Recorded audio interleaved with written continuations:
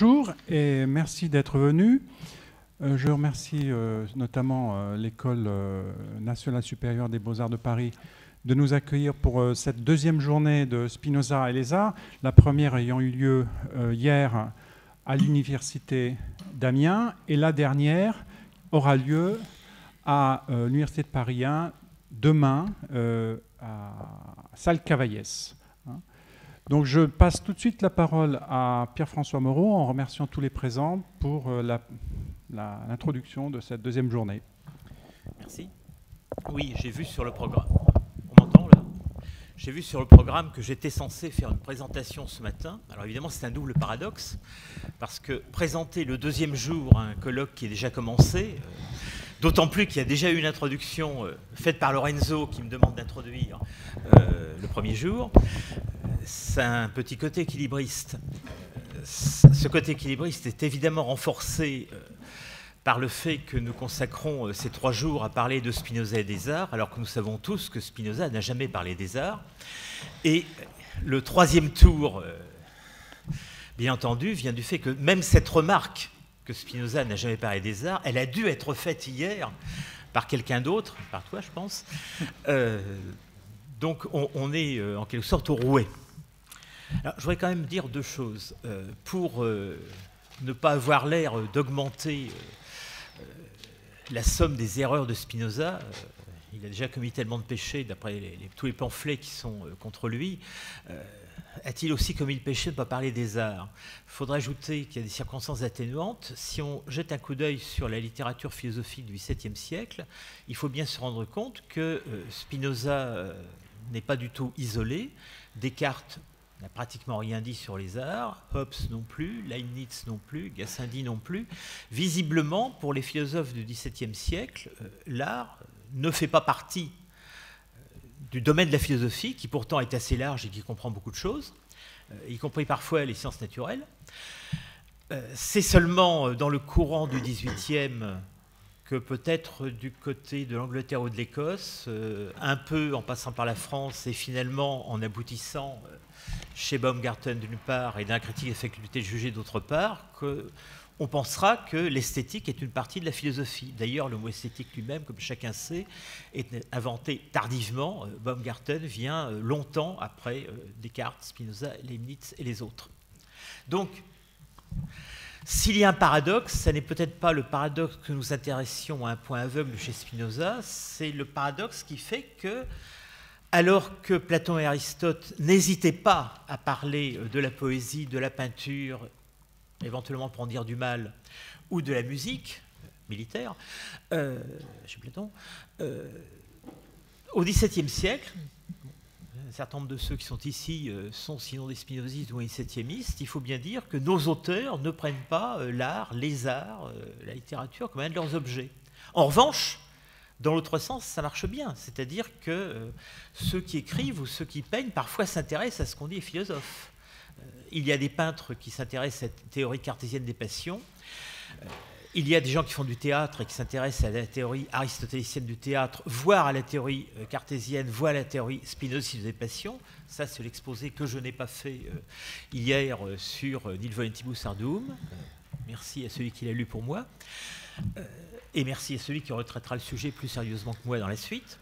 Donc, finalement, malgré ces paradoxes, il y a quelques justifications à ce qu'on se dise que le peu que Spinoza a pu dire sur les arts, ça mérite peut-être au moins autant que pour les autres philosophes qu'on en parle, d'une part. Et d'autre part, comme pour les autres, ce qu'il a écrit a eu une influence énorme sur les arts et sur la littérature. On ne compte plus le nombre de romans où Spinoza apparaît comme personnage, ou le nombre d'écrivains ou d'autres créateurs qui se réclament, à tort ou à raison, mais après tout, même le contresens est quelque chose de créatif, de Spinoza dans leur activité de production esthétique. Donc, finalement, je conclus cette brève présentation en disant que nous n'avons pas besoin de sortir tout de suite de la salle en se disant que ça a été trompé. Ça valait la peine de venir ici écouter ce que nous diront les orateurs d'aujourd'hui.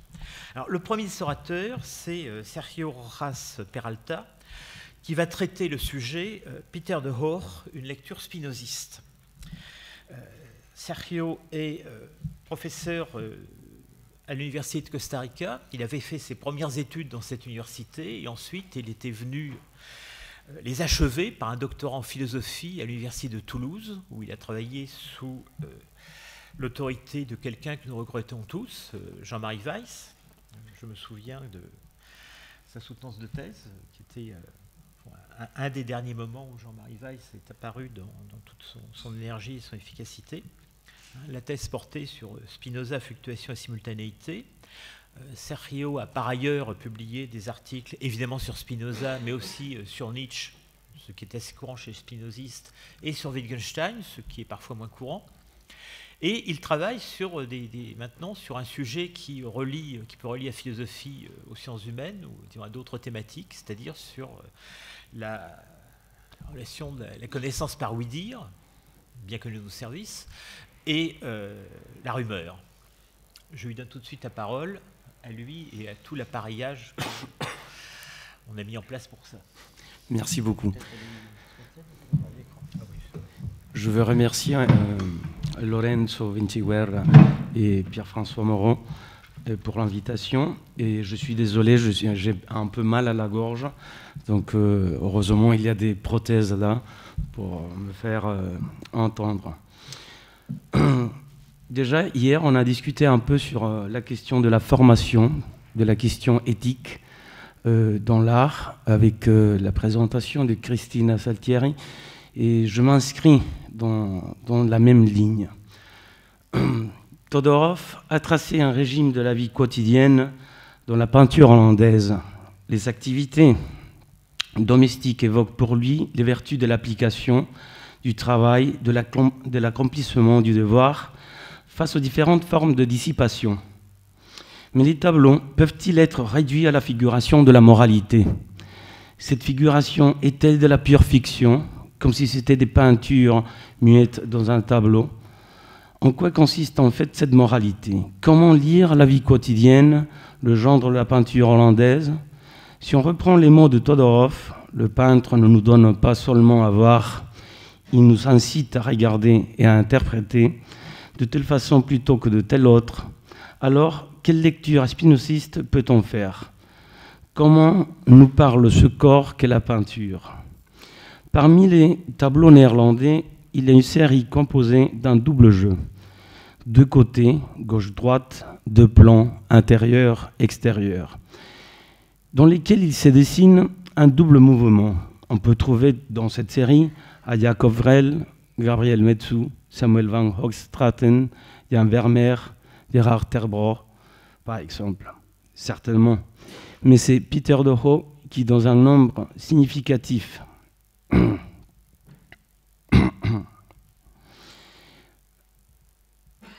des tableaux, s'inscrit comme un peintre de la vie quotidienne et de l'intérieur hollandais. Comme le signale Franit, les tableaux de Peter de Hoo présentent des intérieurs avec des effets spatiaux et lumineux très complexes, plus que chez Vermeer. Et dans ce double jeu que je veux traiter ici, c'est probablement lui qui souligne le mieux l'orthogonalité de ces deux axes, parfois en multipliant les plans. De surcroît, les motifs qui m'intéressent chez de Hoo sont les compositions des figures, l'espace interne et le passage entre les espaces. Je vous propose donc une lecture à partir de Spinoza en suivant cette orthogonalité. On verra surgir la question de la complexion de l'individu et à son issue, celle de sa formation. Cette orthogonalité des tableaux de Hoo construit autrement l'espace sur lequel est produit le régime moral. Sur le premier plan, soit on trouve les figures concentrées d'un côté, comme dans l'intérieur avec un couple ou la buveuse, ou encore l'intérieur d'une maison ou une femme avec un enfant.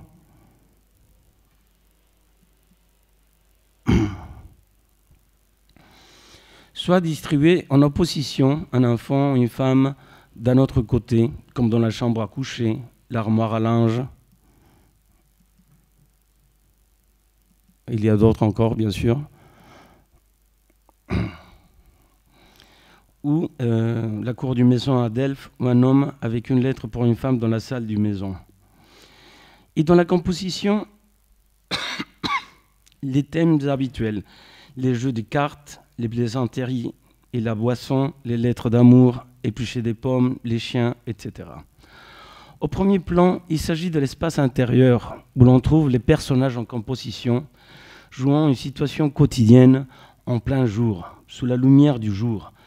La lumière rentre du dehors par les multiples portes et fenêtres que de haut place en scène, et à la fois elle souligne la présence du dehors. Celui-ci éclaire l'intérieur, rend visibles les figures et les choses, et à la fois fixe les images. C'est seulement par l'extérieur qu'on peut connaître d'une façon ou d'une autre l'intériorité. Les idées que nous avons des corps extérieurs indiquent bien plus la constitution de notre corps que la nature des corps extérieurs, dit Spinoza à la proposition 16, dans son deuxième corollaire de la deuxième partie. L'intérieur étant fait pour nous invisible. L'invisible pour les autres d'ailleurs. Mais ici, comme dans le reste de la peinture hollandaise de l'époque, ce qui est visible, c'est l'intime et le privé. On peut dire alors que le premier plan sert d'écran sur l'extérieur et le rend par là même invisible. Par ailleurs, l'invisible est à la source de la confusion. L'objectif d'éclairer l'intérieur est de montrer sa dépendance. L'ordinairement visible, l'extérieur, devient à son tour invisible. Donc, ainsi, la peinture hollandaise, et Pieter de Roo en particulier, réalise un chiasme entre l'intime et le visible, l'invisible et le public. Face à cela, on peut faire le contraste avec le tableau de Vermeer, Rue de Delft, dans lequel on peut voir le couloir avec une femme, la porte ouverte à une autre femme, les fenêtres fermées, celles qui sont ouvertes restent obscures. Les personnages sont lointains et froids. Mais les femmes font exactement les mêmes choses que celles de l'intérieur. La femme en train de coudre sort pour avoir de la lumière, les enfants jouent sur l'entrée, pas très loin des femmes. On dit souvent, et non sans raison, que les tableaux montrent le caractère domestique. Le privé et le domestique sont le lieu de la femme au XVIIe siècle. L'espace public reste pour l'homme, et c'est alors ces tableaux un simple souvenir de la vertu, entre guillemets, féminine de la maison hollandaise. Si bien il y a une assignation des lieux et des fonctions pour les femmes et les enfants, l'espace du premier plan n'est jamais fermé à l'espace public, à l'arrière-plan. Au contraire, ils communiquent l'un avec l'autre, étant donné la continuité entre les pièces. Une série de tableaux multiplie le jeu de plans. Parmi eux, un homme avec une lettre pour une femme dans la salle d'une maison.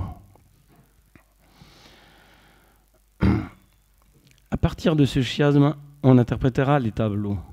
De surcroît, il faut ajouter à la constitution de ce jeu d'espace le fait que le premier plan, l'intime et l'invisible, est le lieu d'une certaine enfance, car la scène est habitée de plus par des enfants.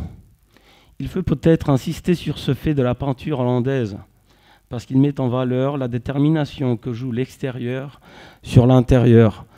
Rendre visible l'invisible, c'est en effet le rôle de l'extériorité sur l'intérieur, et il dévoile donc la constitution de ce qui nous est invisible. Le corps humain existe tel que nous le sentons, dit Spinoza. Les enfants dedans, les adultes dehors. La situation étant généralement une forme de jeu de cartes, fêtes, musique, jeu d'amour à cause des lettres, jeu d'enfants, parfois les travaux domestiques, etc.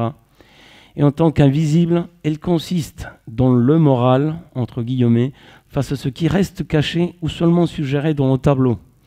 Le public ou l'extérieur. C'est le moral en tant que constituant et qui seulement après peut s'exprimer ailleurs comme comportement, car le moral ou la moralité n'acquiert de sens que dans l'échange avec les autres, à l'extérieur. La présence des femmes, et surtout des enfants, et parfois des hommes, montre ce moment constitutif de l'individu.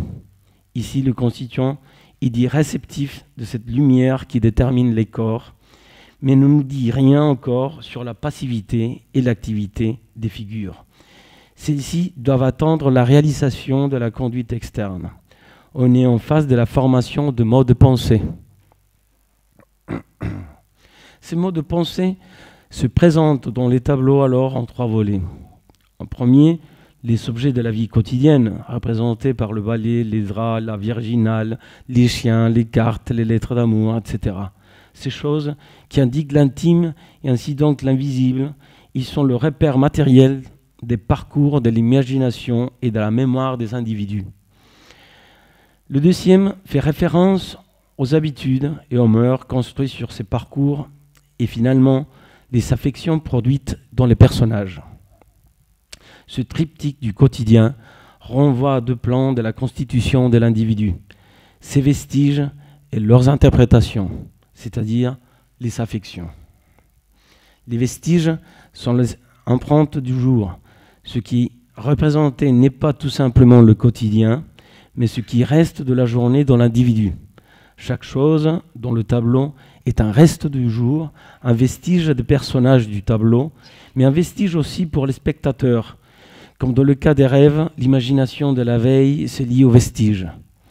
Et chez Spinoza, on trouve bien sûr une théorie des vestiges qu'on peut exposer brièvement de la façon suivante. Si on regarde l'éthique en détail, il formule une théorie de la mémoire en 2 parties. L'une comme présentification et association des choses et des images, comme dans la proposition 17 et 18 de la 2e partie de l'éthique.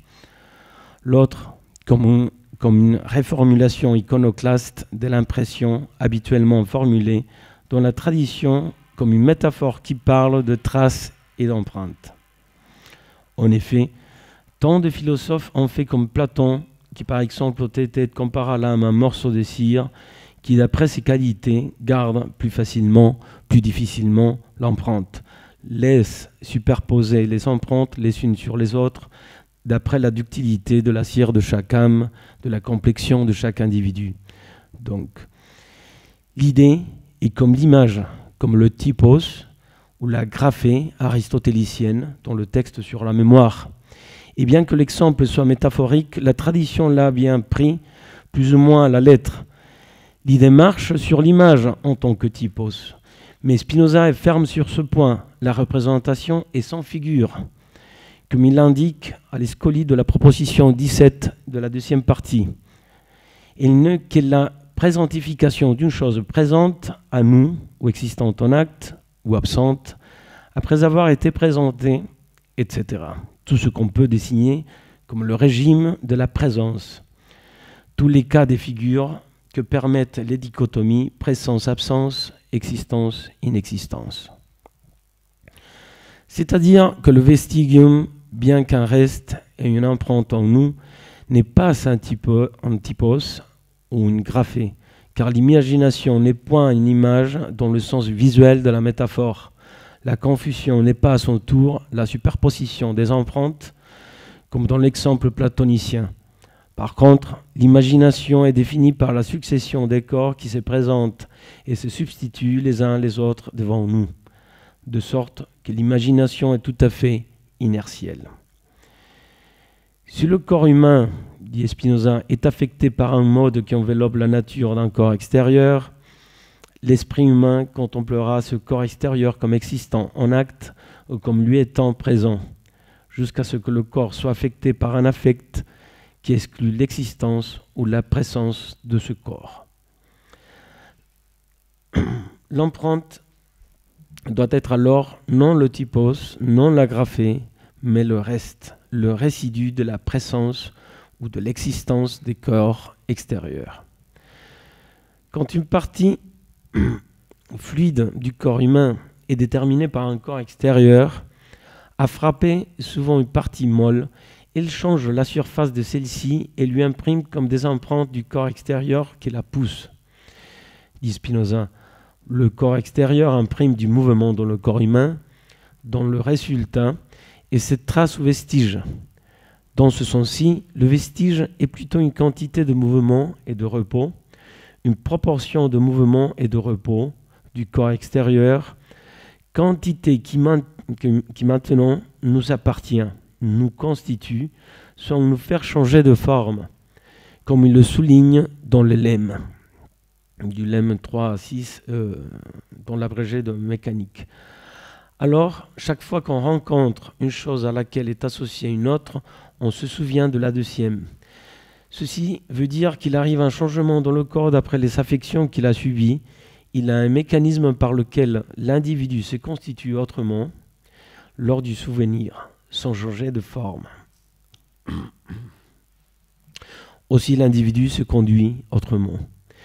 Si le corps humain est alors une composition, les vestiges sont des différentiels de vitesse dans ces corps, et la mémoire, l'ensemble des enchaînements décidés des affections du corps humain, construit sur les empreintes, de sorte que chaque fois que quelque chose est présente au corps, et l'esprit l'aperçoit, si la chose a été enchaînée à une autre, on passera d'une autre à l'autre, comme une passe d'une vitesse à l'autre. Et le corps se modifie de telle façon qu'il revient à vivre la modification comme il a vécu la première fois, etc. La forme du souvenir n'est qu'un certain parcours des empreintes qui modifie la disposition de l'individu.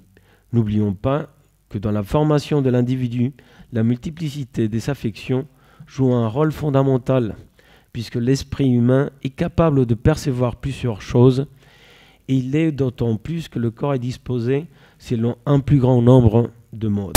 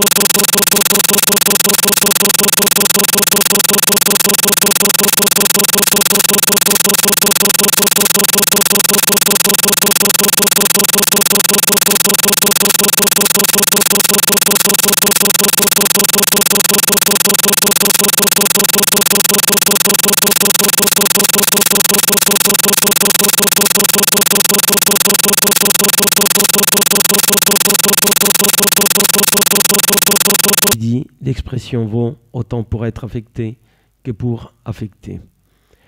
L'affection peut être comprise et comme l'interprétation des images et des vestiges et comme l'histoire de cette interprétation. L'interprétation ne se joue plus sur le seul premier plan dans le tableau. Or, si sur le premier plan, le mouvement joue sur la composition des figures, au deuxième plan, sur l'orthogonale, le mouvement du tableau joue sur la perspective et les lignes de fuite. Peter de Hoo crée un passage à l'extérieur qui communique donc l'invisible avec le public, l'affection en tant que constitution de l'individu avec son expression extérieure. Les portes et les couloirs signalent bien le passage, où parfois même se place une femme ou un enfant, comme dans la cour d'une maison à Delft ou une chambre à coucher.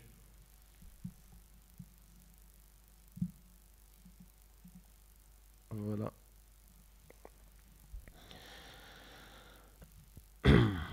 Bien qu'on peut trouver, bien sûr, d'autres exemples chez De Hoo. C'est en effet un leitmotiv dans sa peinture. L'enfance est chez Spinoza un cas de figure de l'oubli et de l'inconscience. Sortir, c'est sortir de l'enfance. Ses portes et ses couloirs symbolisent donc la formation de l'individu et les rites de passage par lesquels il doit passer avant de sortir. Quelle que soit la connaissance des affections, imaginaires, rationnelles, intuitives, elle constitue ici l'individu pour aller s'exprimer dehors. Et l'affection n'est pas tout à fait invisible. L'extérieur en général, sans représentation dans le tableau, symbolise par rapport à l'intérieur l'espace du danger et des menaces. Ainsi, la composition des figures consiste dans l'affection, comprise comme constitution, comme complexion de l'intérieur. Au-delà des effets de perspective, le mouvement sur le couloir crée de la profondeur de façon plus importante. L'enfance est un âge dans lequel les affects s'ignorent, mais grandir ne résout pas le problème dans la mesure où nos souvenirs sont pour une bonne partie les souvenirs des autres sur nous, qu'ils nous racontent et qui nous intégrons avec nos affections. Cette double couche de vestiges pose un problème d'interprétation des affections pour l'individu. Le travail sur les affections doit montrer dans quel sens l'enfance, c'est une extériorité à soi-même. Dépasser ceci nous installe dans la voie de la connaissance de soi, de la conscience de soi, de la conscience de Dieu et des choses. Si la rue de Delft nous semblait, dans un certain sens, lointain et froid, c'est parce qu'il s'agit d'une extériorité vue du dehors. C'est tout simplement comme un paysage où les personnages se conduisent sans nuire personne. Le couloir communique à l'intérieur, maintenant vraiment invisible, sans inviter à passer. Ce tableau de Vermeer manque de l'orthogonalité par laquelle il s'est créé un contraste entre les espaces. Le mouvement en profondeur de Peter de Hoo, produit par la perspective, le carrelage et les couloirs, n'organise pas seulement l'espace interne, les vecteurs de composition des figures, mais dirige le regard vers l'extérieur, là où l'on doit aller. Pour finir, voyons les plans. Plus surprenante, c'est la pièce Un homme avec une lettre pour une femme dans la salle du Maison. C'était le tableau d'avant. Où de Hoo place une multiplicité de plans. Un autre leitmotiv chez lui. Premier plan, c'est celui de l'homme avec la lettre à la main, qui semble rentrer par la droite. Deuxième plan, c'est celui de la dame avec le petit chien et une autre lettre à la main, séparée de l'homme par un chien en position assez suspecte. Celui de la fille avec la canne, placée en dehors de la salle et qui regarde vers l'intérieur. 4. Celui de deux hommes de l'autre côté du canal et qui mènent une conversation. Et 5. Enfin, celui de la dame qui regarde par la fenêtre comme si elle surveillait les deux hommes. Là, on peut voir mieux la femme. Je ne sais pas si vous arrivez à la voir de ce côté-là.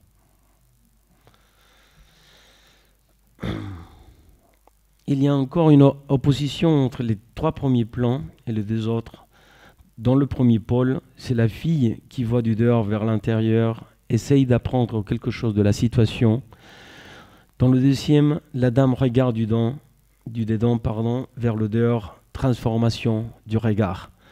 Forme de chiasme du regard, du dehors vers l'intérieur, de l'intérieur vers l'extérieur. Enfin, double passage, celui de la porte dans le premier pôle et celui qui unit l'extérieur avec une cour. On peut donner pour conclure deux types d'interprétation des tableaux de Peter de Hoo. La première, dans le même sens que la moralité, celle qui trouve Todorov dans la peinture hollandaise, comme dans les proverbes populaires chez Bruegel.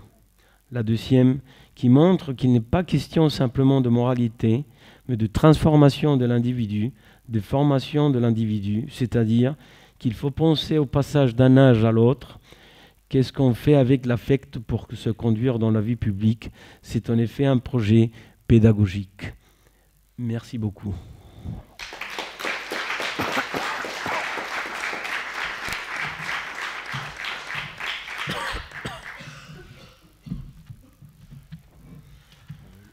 On fait une discussion tout de suite, on passe à l'exposé de Laurent Boeuf et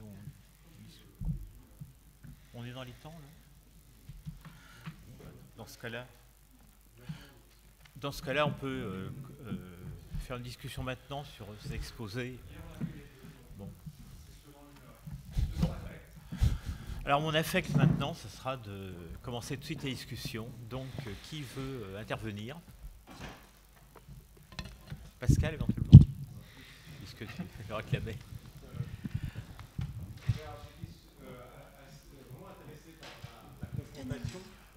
J'étais intéressé par la confrontation que tu as menée entre Dehors et Vermeer,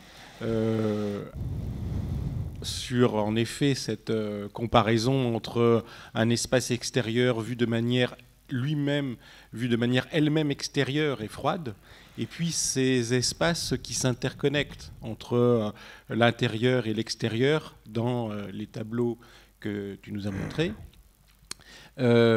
Alors, je ne sais pas toujours si l'analogie avec l'affection chez Spinoza est éclairante, parce que d'ailleurs il faudrait que peut-être tu redises ce que tu voulais dire sur là maintenant cette analogie entre l'intérieur et l'extérieur du tableau et la question de l'affection et de l'affect chez Spinoza, intérieur-extérieur.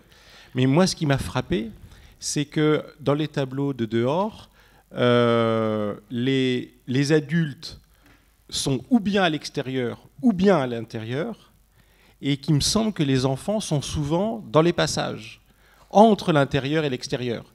Du coup, ça ne veut pas tout à fait dire qu'ils sont dans l'extériorité à eux-mêmes et qu'ils sont un peu comme dans l'aliénation, mais ça veut dire qu'ils sont, c'est là ta conclusion, dans une espèce de passage ou de transformation, et il me semble que ça voudrait dire que l'enfance, c'est cet état, peut-être plus de jeu que de travail ou de tâches polarisées, qui permet justement la connexion entre des espaces qui se comprennent l'un par rapport à l'autre.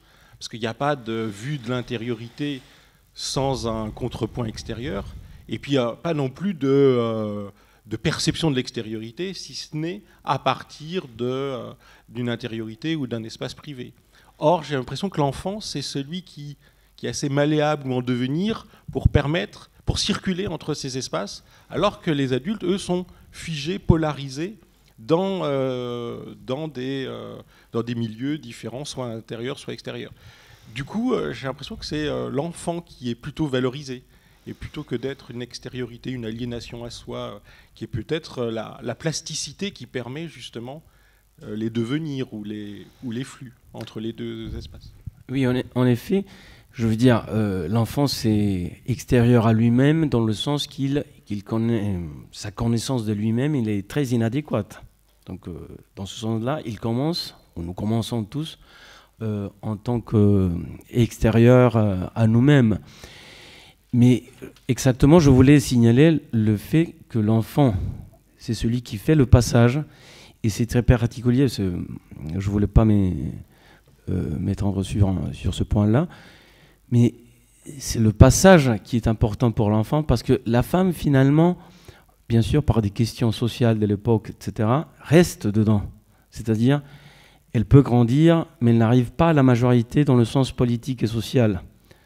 L'homme, il est dehors toujours dans les scènes, dans les tableaux de Hogg, pendant que les femmes, elles sont toujours à l'intérieur. Donc, je fais la lecture d'un point de vue de l'affection, tout à fait deuxième partie, troisième partie de l'éthique, mais aussi du côté du point de vue politique, c'est-à-dire la fille et le garçon, ils font le parcours, le passage, ils peuvent devenir, disons, supprimer son caractère extérieur à eux-mêmes, mais à la fin, la femme à l'époque reste dedans, comme s'il devait cacher sa formation, sa majorité. Je le lis dans le sens presque proto-kantien, c'est-à-dire l'extériorité, c'est le public, c'est l'usage de la raison, dans le bon sens spinozien, pendant que l'intérieur, il est en formation. C'est là où on voit la composition des affections. Ouais. C'est dans ce sens-là que je le dis. Je ne sais pas si j'arrive à m'expliquer. Si, j'ai très bien compris, mais je me demande si en effet on peut assimiler la rationalité à l'extériorité. Et je vois pas. J'ai l'impression qu'il y a des tâches sociales, des divisions du travail ou des divisions de l'espace qui sont des divisions adultes. Et ce qui est intéressant, c'est de montrer qu'au fond, ces espaces-là sont connectés et que c'est la figure de l'enfant qui permet cette connexion. Et du coup, je trouve que c'est une valorisation de l'enfance qui est assez intéressante. Par rapport à, pas forcément une dévalorisation, mais quelque chose qui est plus dans la polarisation des adultes, selon peut-être la différence des sexes. Oui, bien sûr, il y a des différents plans. C'est-à-dire, il y a le côté, c'est pour cela que je parlais beaucoup de la lumière, parce que les tableaux, ils sont toujours pendant la journée. Il n'y a pas un tableau de nuit. Donc, ça parle de l'extérieur comme les corps extérieurs nous déterminent pour nous penser nous-mêmes. C'est-à-dire, on ne peut pas devenir conscient de soi-même sans les objets externes. Donc voilà le premier côté. Donc c'est la valeur de l'extérieur. Et donc dans ce sens-là, le parcours inverse, c'est-à-dire les couloirs, le passage, se projeter une connaissance vers l'extérieur. Là, bien sûr, ça devient plus compliqué parce que ça passe au deuxième plan, le plan politique. Quel type de connaissance on va avoir sur l'extérieur? Ça peut être rationnel, ça peut être imaginaire, etc. Donc bien sûr, là, il faut nuancer les différences. Y a-t-il d'autres questions? Oui. Oui. Attends, on va te donner un micro.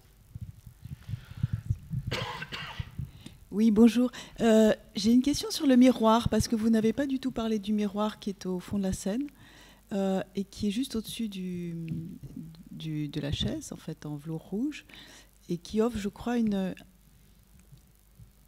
un élément intéressant pour votre interprétation entre intérieur et extérieur. Ici? Oui. Mais c'est une fenêtre. C'est une fenêtre, un miroir? C'est une fenêtre. Ah, c'est une fenêtre. D'accord, excusez-moi. D'accord. Alors, c'est ma position trop éloignée. D'accord, merci. Attends. C'est curieux comme fenêtre. Ça n'a pas du tout la même structure que les autres. Mais c'est une fenêtre ouverte.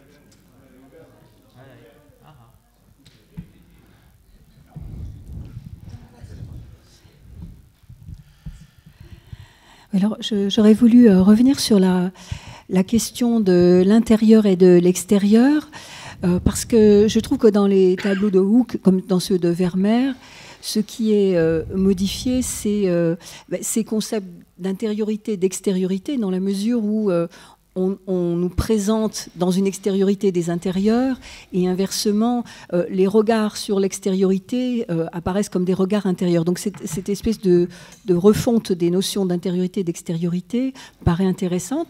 Et j'aurais aimé savoir si c'était possible de les mettre en relation aussi avec ce que Spinoza propose dans la partie 2, je crois que c'est la proposition 28, quand il montre qu'on peut contempler les choses de deux manières, par une détermination du dehors ou au contraire par une détermination du dedans, ce qui amène aussi à repenser les notions de dedans et de dehors pour Spinoza dans un système de l'immanence. Et donc, est-ce que c'est possible d'aller jusqu'au bout de ce parallèle ou est-ce que ça paraît simplement une analogie fortuite?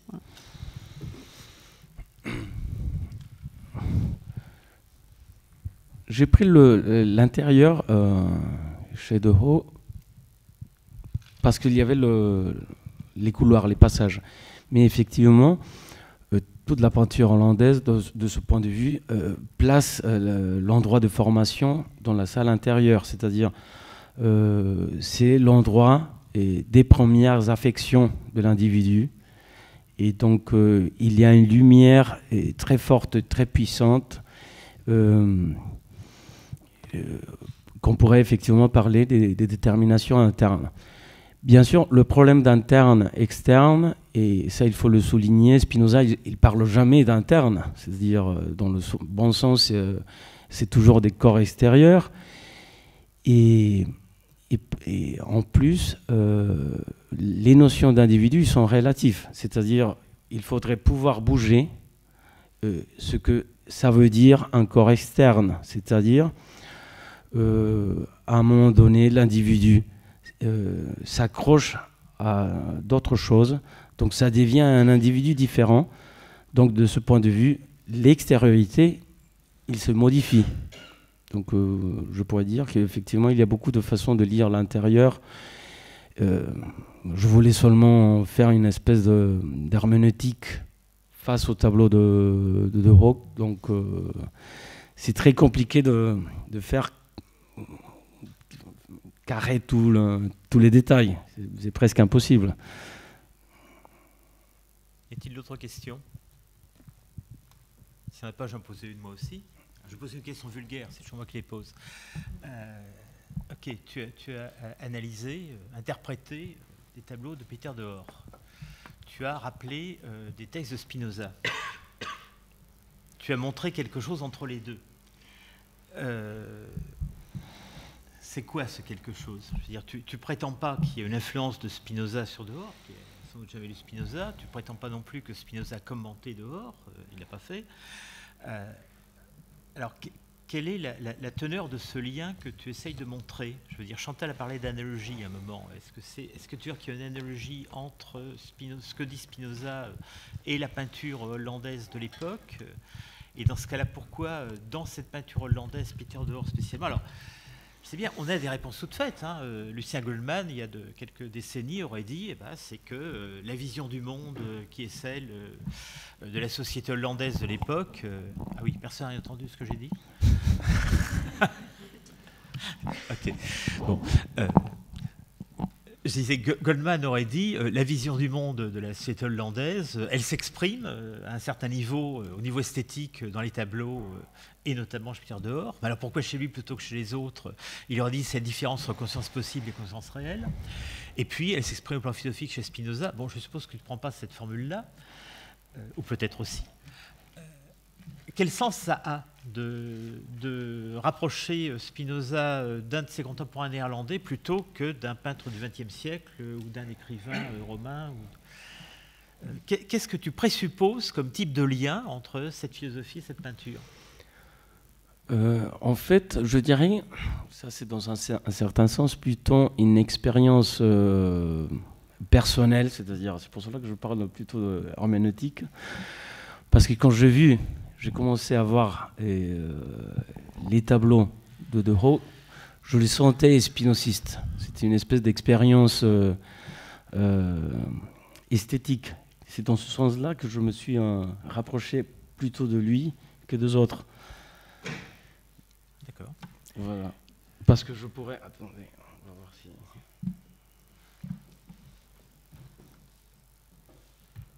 Vous allez dire... Non, moi je peux rien dire. Je t'écoute, plutôt que je te regarde.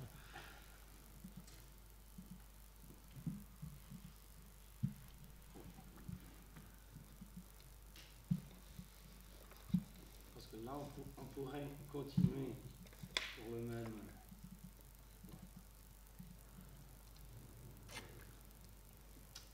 Pardon.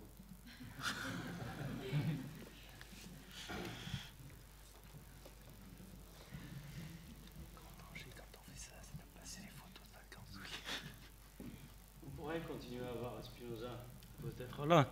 Oui. Chez Miro, c'est l'intérieur hollandais, 1928. Donc, l'intérieur hollandais s'appelle le tableau. Qu'est-ce qui te fait penser à Spinoza là? C'est parce qu'il y a le mot hollandais dans le titre ou c'est quelque chose non, dans le tableau lui-même? Non, c'est dans le tableau, le couloir. D'accord. C'est la question de passage, Ouais. la connexion des espaces, le mouvement. C'est-à-dire, je le vois en fait.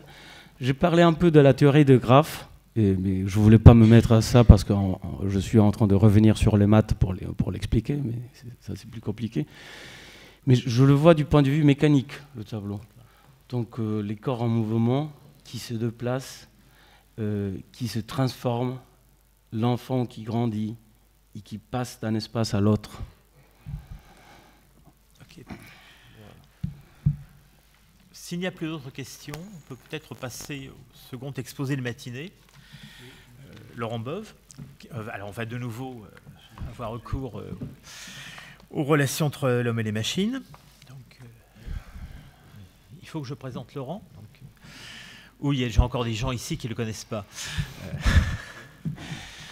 Pour les spinozistes, je rappellerai qu'à part ses travaux sur Spinoza, Laurent Bove a aussi écrit sur Vauvenargues, il a même édité Vauvenargues, il a aussi écrit sur Camus, il a aussi écrit sur le théâtre. Donc ça n'est pas quelqu'un qui s'est purement fermé dans Spinoza, comme un certain nombre d'entre nous, mais qui a l'entendement plus large. Le titre de son exposé est « La multitude chez Bruegel et Spinoza, de l'œuvre peint au concept philosophique ». Nous t'écoutons. Bien. Bon, on rééteint les lumières. Au début, je lis un peu, et puis ensuite, je projetterai quelques images. Il y a une partie narrative d'abord. Alors, oui, ça marche là. Bon, oui, on l'a dit plusieurs fois, hein, Spinoza n'a jamais parlé des arts. Je parlerai donc beaucoup plus de Bruegel aujourd'hui que de Spinoza, tout en ne parlant au fond que de spinozisme. J'anticipe les questions de Pierre-François. Le projet de ma communication, en effet, c'est celui d'un parcours qui va nous conduire de ce que la peinture pense, à travers ses images, à ce que la philosophie peint, à travers ses concepts. L'image ici, c'est celle de la multitude, dans l'œuvre peinte de Pierre Bruegel l'Ancien, et le concept, c'est celui de Spinoza. Avant, en effet, de devenir un concept fondamental du traité politique, la multitude a d'abord surgi au sein de l'histoire culturelle des anciens Pays-Bas dans le domaine de la représentation picturale et plus particulièrement dans l'œuvre peinte de Pierre Bruegel l'Ancien. Bruegel est né en Flandre vers 1525-1530. Il a vécu puis travaillé à Anvers puis à Bruxelles où il est mort vers l'âge de 40 ans en 1569. Bruegel n'a laissé aucun écrit et on ne sait que fort peu de choses sur sa vie, seulement qu'il fut l'ami du grand géographe Abraham Ortelius et que c'est par lui qu'il a pénétré le milieu extrêmement érudit autour de l'imprimerie Plantin à Anvers. C'est symptomatiquement que dans son album Amicorum, Ortelius a écrit « Dans toutes les œuvres de notre Bruegel, il y a toujours plus de pensée que de peinture. » Notre parcours a pour projet de nous interroger sur ce que le concept de multitude retient d'une histoire culturelle qui a commencé dans et par l'image. Indiquons cependant d'ores et déjà que si Bruegel a été reconnu et apprécié en son temps, un siècle plus tard, au temps de l'âge d'or des Provinces-Unies, Bruegel est quasiment un inconnu. Les goûts picturaux ont changé et il est donc fort probable que Spinoza ignore tout de l'œuvre de Pierre Bruegel l'Ancien. Il a sûrement entendu parler du fils, qui a travaillé avec Rubens. Pourtant, entre Bruegel et Spinoza, il y a au moins et d'abord une symétrie historique. Je continue à anticiper les questions de Pierre-François. Bruegel construit en effet son œuvre alors que s'amorce la période décisive de l'histoire des Pays-Bas, qui va du soulèvement des gueux à partir de 1566 à l'assassinat des frères de Witt, qui signe un siècle plus tard, en 1672, la fin de ce que l'on a appelé la vraie liberté de la République des Provinces-Unies. Une fin dont Spinoza a été le spectateur, acteur, à la fois attentif et révolté. La mise en relation du peintre et du philosophe par le trait d'union de l'unité et de l'unicité d'une période historique n'a donc rien d'un artifice rhétorique. Comme un siècle plus tard, chez le philosophe hollandais, le travail pictural de Bruegel produit en effet déjà aussi, et c'est ce que nous voudrions montrer dans la première partie de notre exposé, produit un dispositif théorique qui, dans son domaine propre, celui de la représentation picturale, réfléchit sur et à partir de la distinction politiquement et théologiquement décisive entre imagination et entendement. L'enjeu étant pour Bruegel la constitution en acte, c'est-à-dire l'acte même de représenter, d'un appareil perceptif qui donne accès à une réalité effective des choses et aux conditions affectives et intellectuelles de la production de sa vérité. Alors j'en viens donc tout de suite à quelques tableaux et dessins de Bruegel avant de revenir sur Spinoza. Au premier moment, figure 1, les proverbes de 1559. Les proverbes sont autant de pratiques singulières qui, dans leur diversité même, s'affirment ensemble dans un espace ouvert dans lequel et par lequel ces pratiques se distribuent. Et cela en débordant de toutes parts une unité idéale et englobante qui serait justement celle d'un modèle parfait de l'unité transcendante symbolisée dans cette peinture même par la sphère de l'empire universel surmontée d'une croix qui est plusieurs fois représentée ici. Car dans ces proverbes, rien ne marche de fait au doigt et à l'œil d'un principe souverain qui subsumerait les différences. Le prince est ainsi représenté, en bas à droite, de manière assez ridicule quand il prétend illusoirement tenir le globe au bout de son pouce. Nous, au XXe siècle, on a une autre image, celle de Charlie Chaplin, dans Le Dictateur. Ce même globe dans lequel un personnage infirme s'efforce péniblement de pénétrer en se contorsionnant. Le proverbe dit « il faut se courber si l'on veut faire son chemin dans le monde ». C'est sans doute pour cela que d'autres pensent qu'il vaut mieux déféquer sur le globe, en haut à gauche.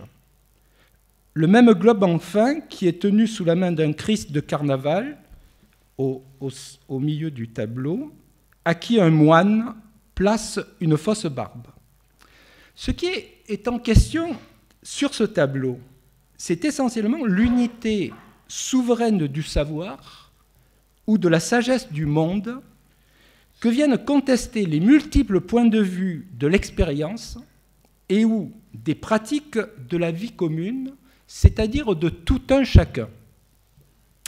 Alors je voudrais reprendre ici, pour la développer, une thèse qui a été seulement esquissée par Charles de Tolnay en 1935. Tolnay avait vu en Bruegel l'expression de l'humanisme chrétien dans une filiation philosophique qui est celle de Nicolas de Cuse. Or, cette mise en relation Bruegel-Nicolas de Cuse est très éclairante, étant donné la lecture panthéiste qu'on a pu faire de la docte ignorance dont s'était défendu son auteur, mais qui a eu ses résonances historiques effectives et, à mon sens, chez Bruegel lui-même, chez qui on peut non seulement respirer dans ces grands panneaux de paysages, donc je ne vais pas vous présenter là, une vaste conception panthéiste, c'est la formulation de Tolnay, mais chez qui on peut aussi percevoir, et c'est ce que je voudrais montrer plus précisément, dans et par les dispositifs picturaux spécifiques de sa représentation du multiple, cette sphère infinie dont a parlé Le Cluzin, en appliquant à l'univers et pour la première fois une formule qui n'était jusqu'alors appliquée qu'à Dieu. Nicolas de Cuse écrit « La machine du monde aura pour ainsi dire son centre partout et sa circonférence nulle part, parce que Dieu qui est partout et nulle part est sa circonférence et son centre. » Une sphère qu'il est alors facile de diamétralement opposer, comme le fait Bruegel, à son simulacre théologico-politique particulier, symbolisé par le globe terrestre surmonté d'une croix, que Bruegel ne manque jamais d'utiliser dans ses dessins comme dans ses tableaux, comme un symbole de domination. Par exemple, dans figure 2, les gros poissons mangent les petits, un dessin de 1556 où l'on voit clairement la sphère surmontée d'une croix qui est sur le grand couteau qui finalement découpe le plus gros poisson.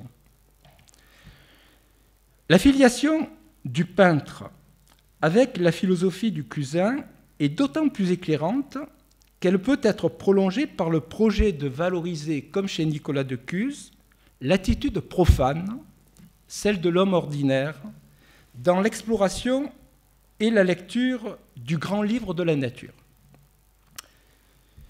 Je passe justement à un dessin qui s'intitule « Elk » ou « Un chacun », dessin de 1558, c'est la figure 3, qui concentre quelques-uns de ces thèmes.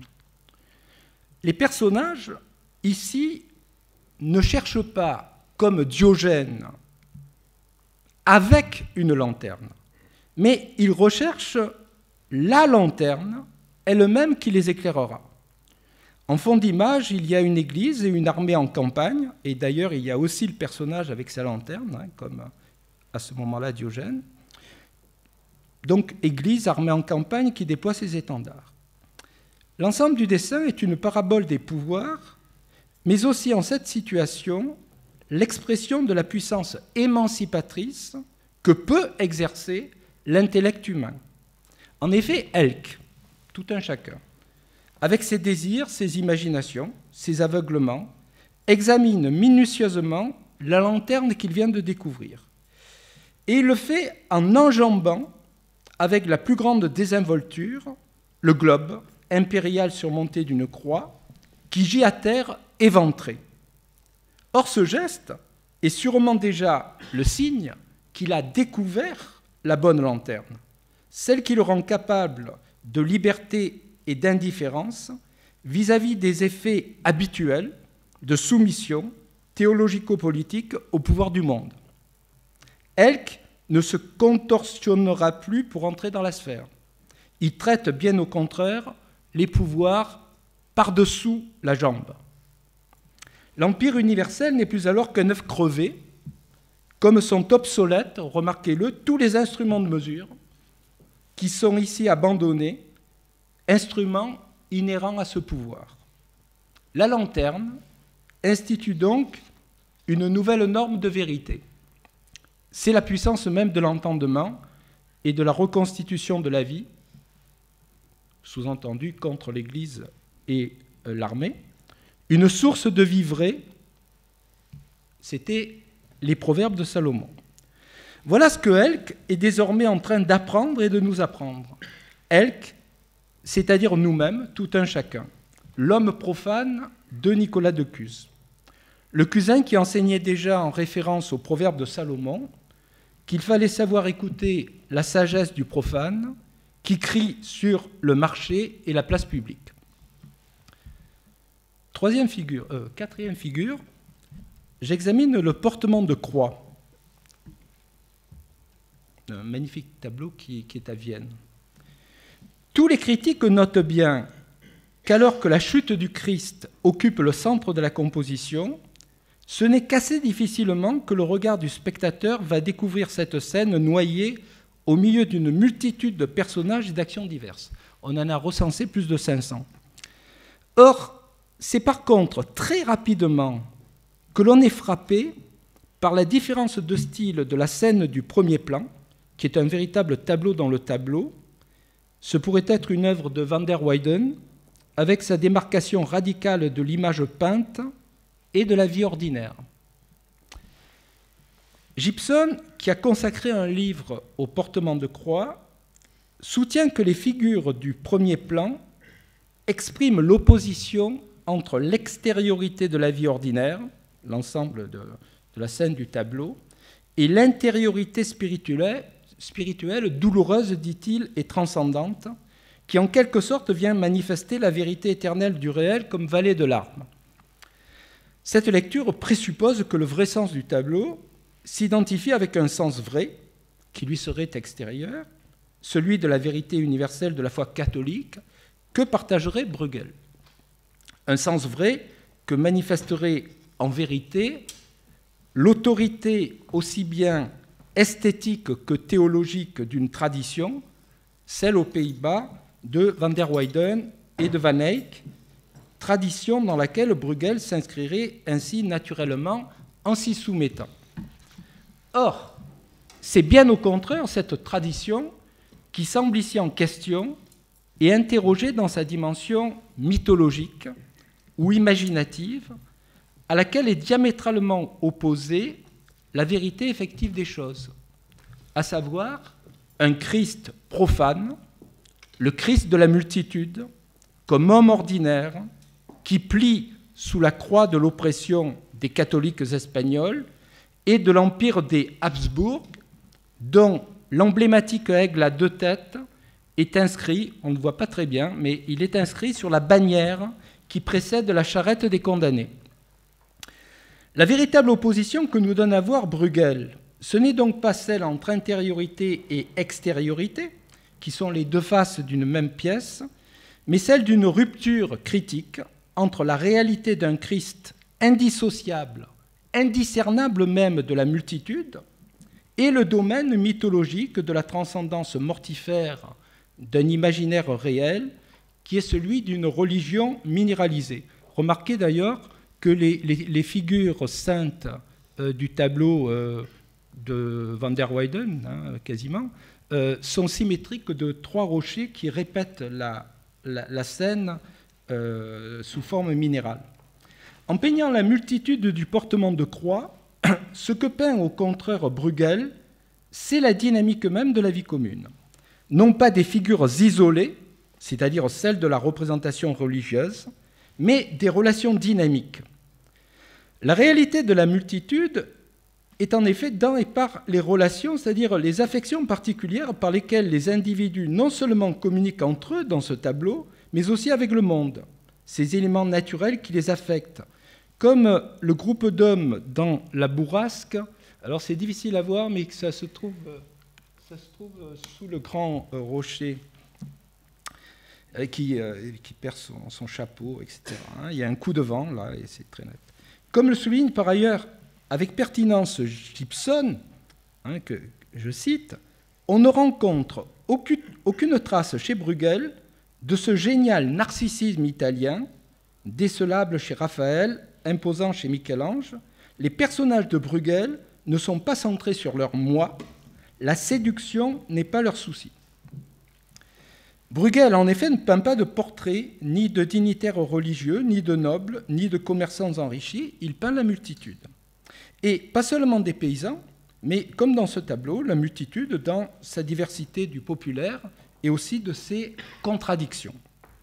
Seconde constatation, si le Christ est bien au centre de la composition, ce centre n'en est pas un. C'est plutôt un milieu, au sens où l'évangile de Jean dit « Au milieu de vous, il est quelqu'un que vous ne connaissez pas ». Être au milieu de la multitude, ce n'est donc pas en occuper le centre, centre de pouvoir ou de commandement, c'est bien au contraire déserter la position de domination afin d'être le maître-serviteur.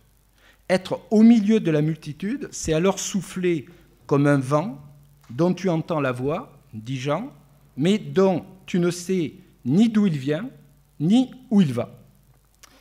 Ce souffle qui peut-être est celui qui secoue d'ailleurs brusquement le groupe d'hommes déjà évoqué, est au cœur même de toutes les relations qui construisent sur les tableaux de Bruegel la représentation de la multitude. Si celle-ci a une unité, c'est celle divine de la dynamique du souffle. Une unité, écrivait Nicolas de Cus, à laquelle ne s'oppose ni l'altérité, ni la pluralité, ni la multitude.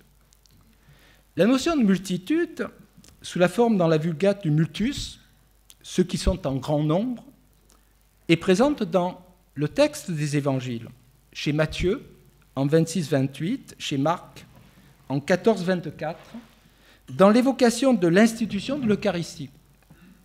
La traînée de sang que forment alors dans la plaine les tuniques rouges des gardes espagnols, qui trouve sa source dans l'élément mythique de l'immense étoffe rouge dans laquelle pleure une des 2 saintes femmes, il s'agit sans doute du manteau du Christ, cette traînée de sang marque la manière pour Bruegel de peindre le sang du Christ répandu pour une multitude.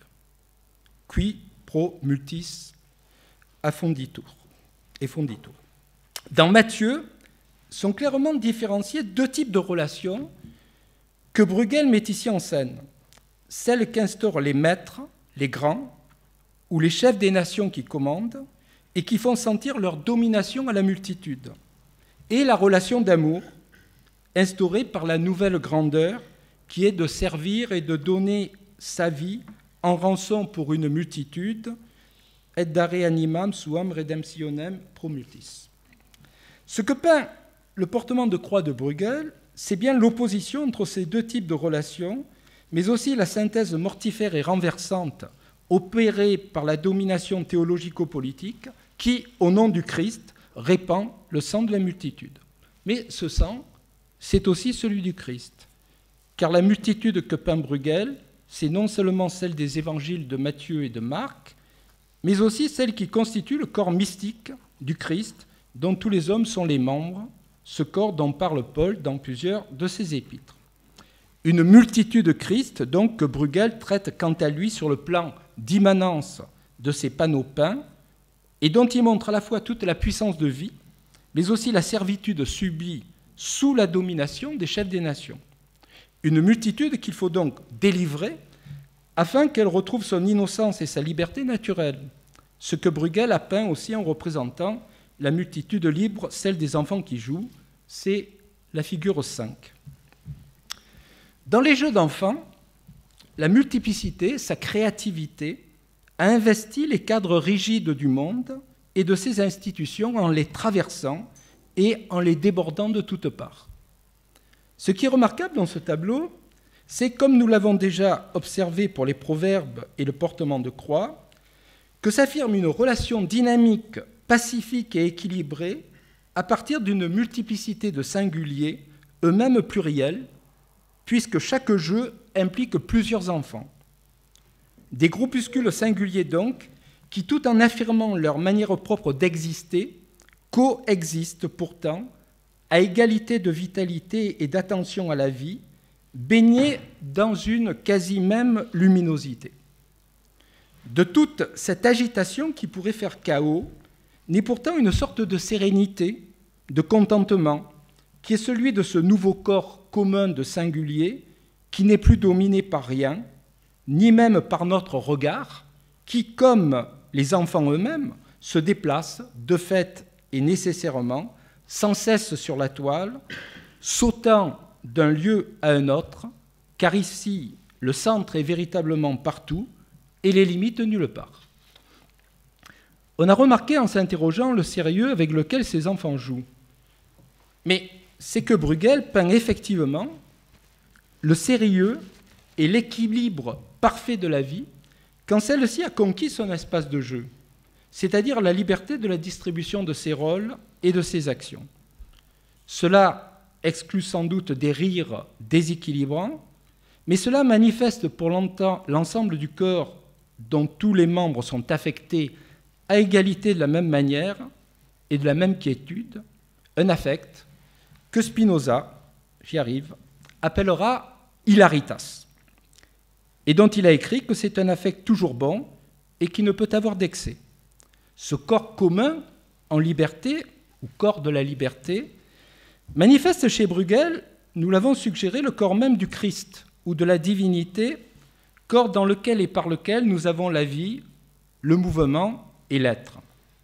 C'était la conception de Paul dans les Actes des Apôtres, une conception que Spinoza dira, de son point de vue, entièrement partagée, comme peut-être, ajoute-t-il dans sa correspondance avec Oldenburg, avec tous les philosophes anciens, à savoir que toutes choses sont et se meuvent en Dieu. C'est évidemment le point de vue de l'immanence qui est ici adopté par Bruegel. Chez Bruegel, déjà, en effet, picturalement, Dieu n'est jamais à proprement parler cause éloignée. Dans ces derniers grands tableaux, en modifiant son dispositif pictural, Bruegel approfondit encore le point de vue immanent de l'égalité d'être entre Dieu, le monde et sa multiplicité. Repas de noces, c'est la figure 6. Et la danse des paysans, figure 7.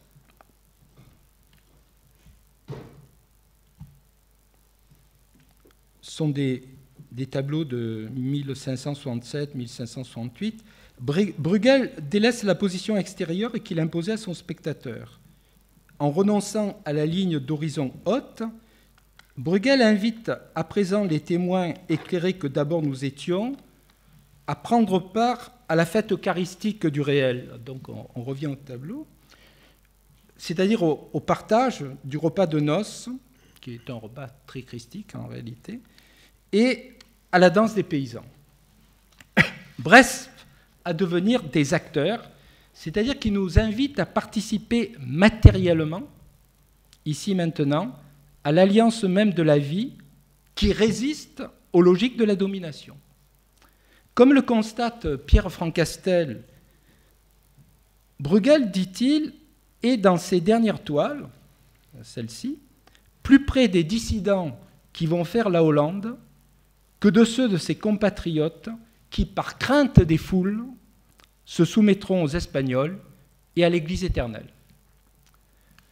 Cette alliance du peintre et du peuple multiple contre la crainte des masses et la logique théologico-politique de la domination était pour Bruegel un parti pris essentiellement pictural, mais aussi théologique, qui échappait à toute logique de parti et à toute logique d'église. Et par là même aussi qui échappait à toute action politique effective.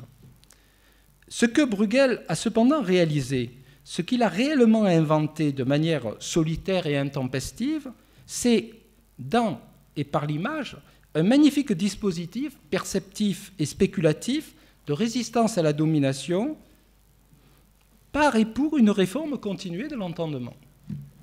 Alors c'est cette réforme qui est entreprise à nouveau, comme nous le savons, et à sa manière, dans le concept, par Spinoza près d'un siècle plus tard.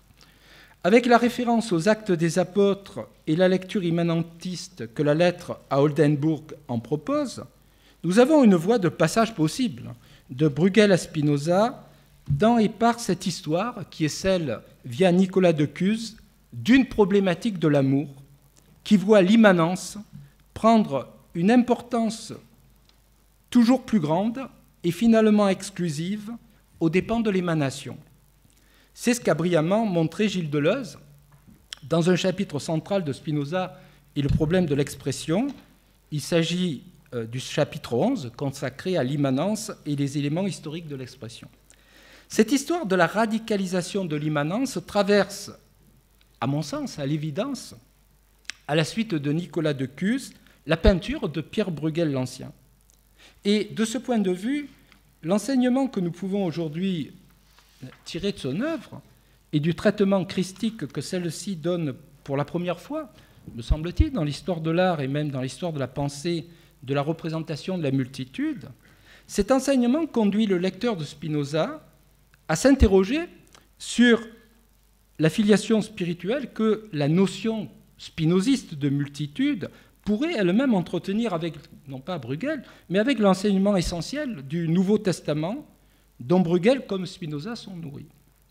Cette question ne peut pas se poser directement quand on lit et quand on commente le texte de Spinoza, puisque c'est dans un ouvrage dont le projet le plus réaliste et le plus machiavélien, le traité politique, que Spinoza a introduit contre la vision abstraite et contractualiste de Hobbes le concept de multitude dans le champ de la politique et de l'histoire.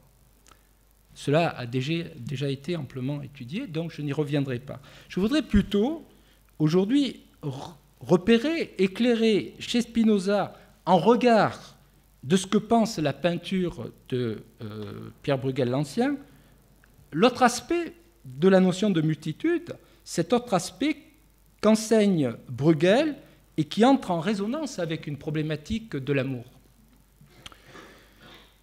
Une affirmation dans le traité politique 1.5 indique une voie. Spinoza y établit explicitement une relation entre le domaine politique et l'enseignement majeur du Nouveau Testament. Spinoza écrit en effet que la religion enseigne à aimer son prochain comme soi-même, c'est-à-dire, précise-t-il, à défendre le droit d'autrui comme s'il s'agissait de son propre droit. Spinoza ici effectue la transposition dans le champ politique et en termes de droit de la règle d'or du sermon sur la montagne en Matthieu 7,12. Cependant, confronté à la réalité effective des choses, nous savons bien, comme le souligne Spinoza, que l'enseignement du précepte d'amour par la religion est totalement impuissant face à la force réelle des affects d'une multitude dont le chapitre 17 du traité théologico-politique a déjà donné une description extrêmement négative. C'est cette rencontre chez Spinoza entre une approche, disons, machiavélienne de la multitude et le précepte d'amour que nous souhaitons un peu explorer. Un précepte que Bruegel avait déjà, quant à lui, montré effectivement à l'œuvre par l'expression d'une multitude qui participe matériellement sur le plan d'immanence de ces panneaux peints au corps puissant de la divinité, corps dans lequel et par lequel nous avons la vie, le mouvement et l'être. Que la multitude spinoziste soit elle-même traversée matériellement par le précepte d'amour, c'est ce que, me semble-t-il, nous permettent au moins de concevoir deux concepts qui vont nous permettre de faire le passage, que l'on trouve aussi bien dans l'éthique que dans le traité théologico-politique. C'est le concept d'identification et le concept de gloire. Spinoza a écrit en effet dans le traité théologico-politique 17, paragraphe 4.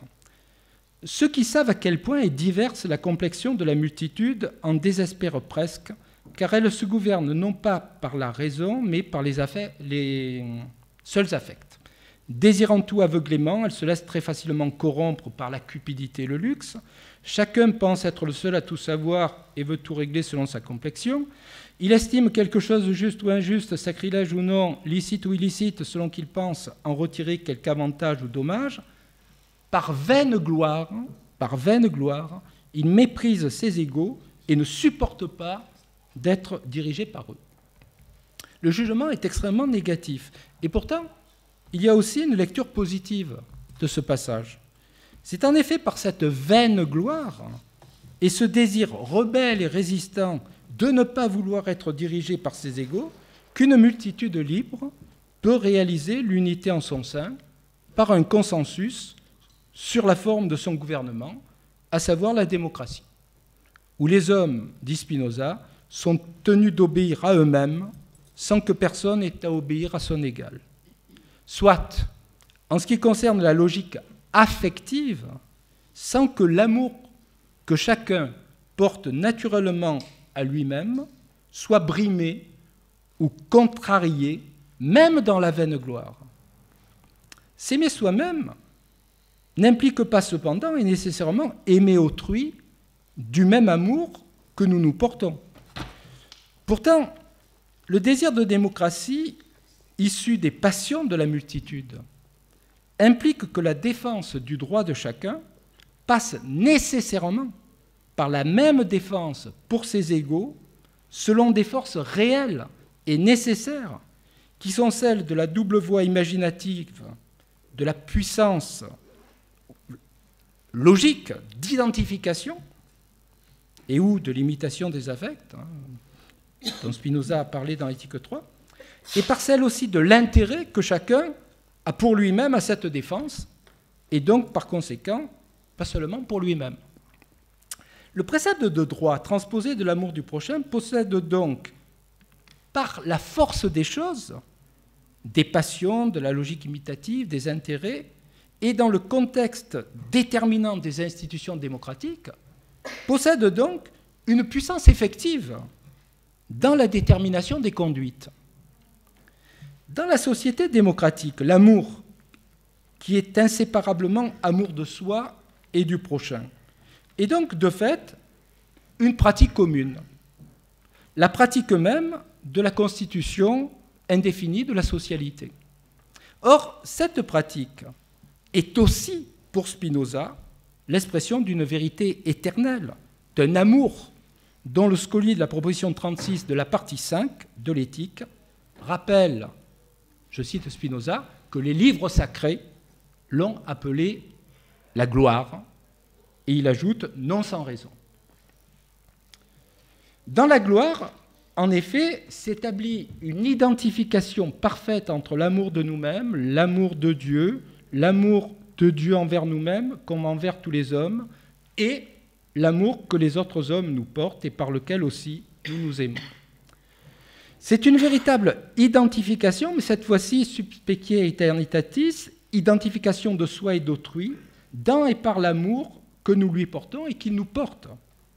Une identification essentielle, donc, mais qui demeure cependant profondément obscure, cachée à la conscience nécessairement inadéquate de ceux, les membres constituant le corps de la multitude, qui désirent s'unir pour des raisons négatives et qui le font selon des logiques d'identification imaginative et passionnelle.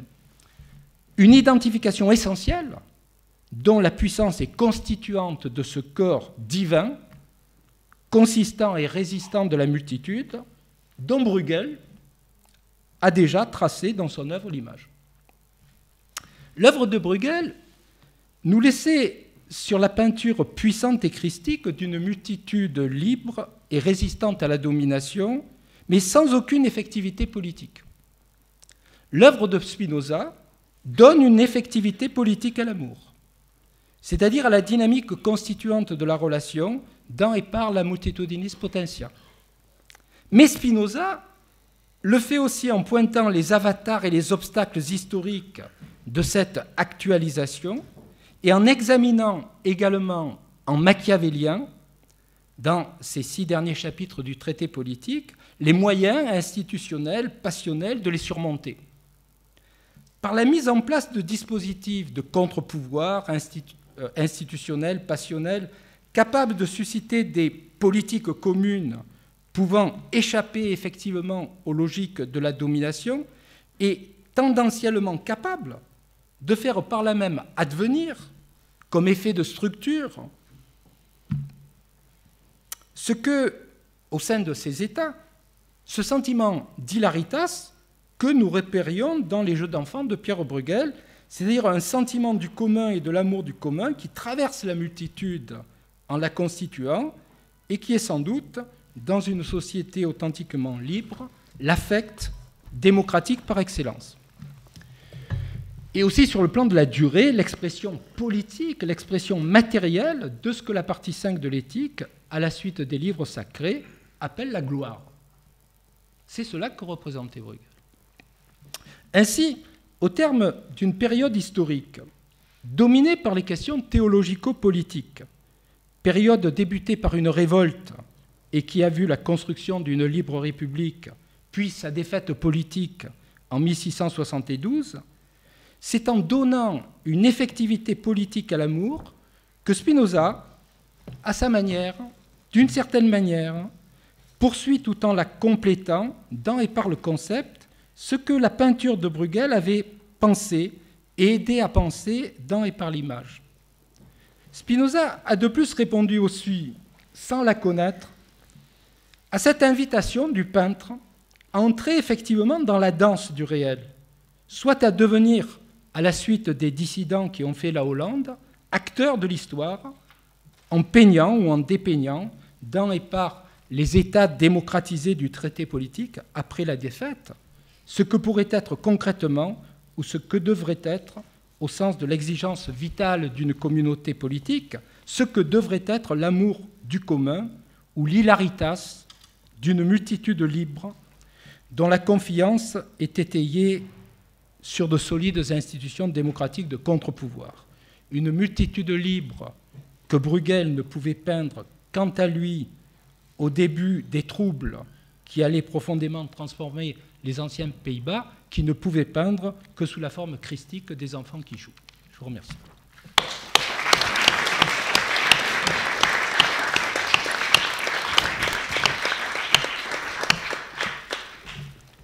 Et la lumière revient. Qui a des questions? Merci Laurent. Oui. Merci Laurent.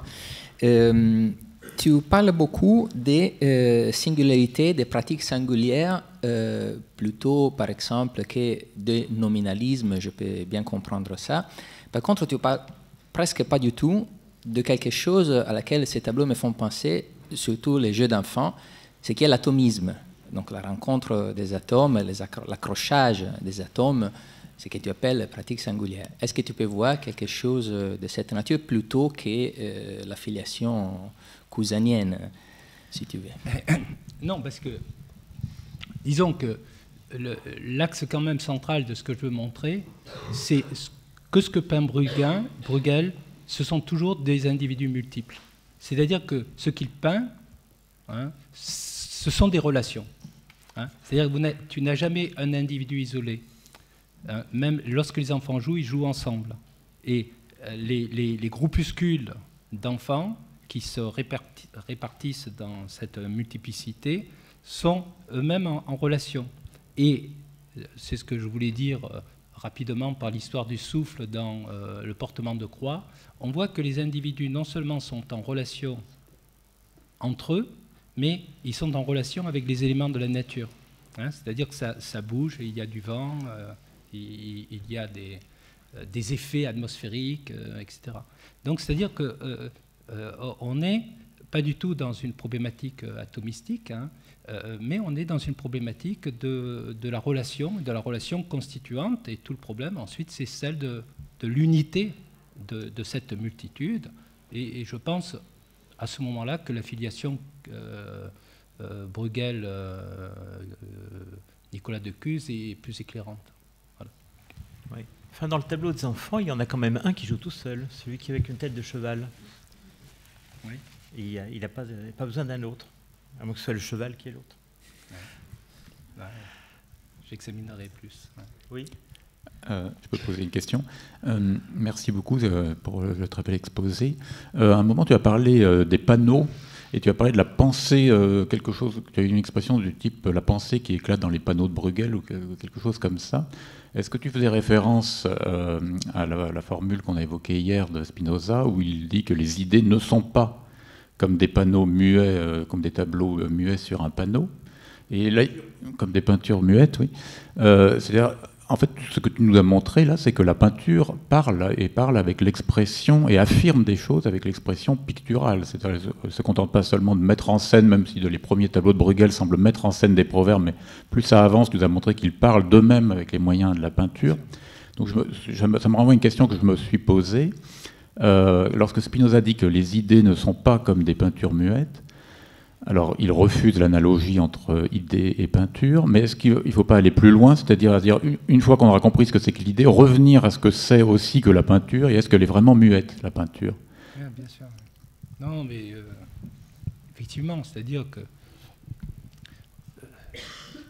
ce qui est présent ici, avec Bruegel, me semble-t-il, c'est vraiment une entreprise, hein, bon, qui est de nature, à mon sens, philosophique, puisque en construisant un système perceptif qui est très particulier, très spécifique, il est en train de nous parler, en fait, je pense qu'il parle du Christ en permanence, hein, c'est très christique, mais il est en train de nous parler du rapport de la divinité et des individus, hein, c'est-à-dire du fonctionnement de la création.